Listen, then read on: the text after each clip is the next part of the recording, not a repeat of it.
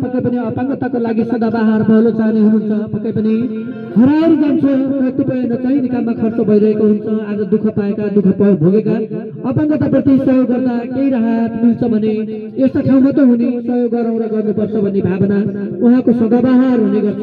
त्यसैले आज पनि उहाँले पक्कै पनि हामी अशक्त दृष्टिविहीनहरूको कष्टकर जीवनलाई केही सहज गराउनको निमित्त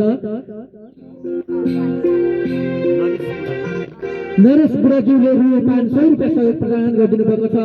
धेरै धेरै धन्यवाद दिन चाहन्छौँ। नरेश बुढा मात्र होइन, उहाँको सम्पूर्ण परिवार पक्कै पनि खुसी छ, सुख शान्ति मिलोस्। अपाङ्ग क्षेत्रमा सहयोग प्रदान गर्नुभएको छ, भरिपूर्ण होस्, नबनेका काम कार्यहरू एकदमै बनुन्, आँटे सोचेका कुराहरू पुगोस्, पक्कै पनि खुसी छ, सुख शान्ति मिलोस्। हाम्रो आशीर्वाद शुभकामना व्यक्त गर्दै दृष्टिविहीन युनिट हामी हजुरहरूको माझबाट बिदा लिन चाहन्छौँ।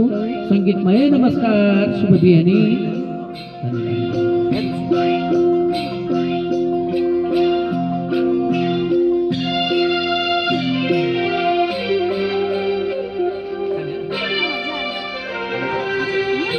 Learn.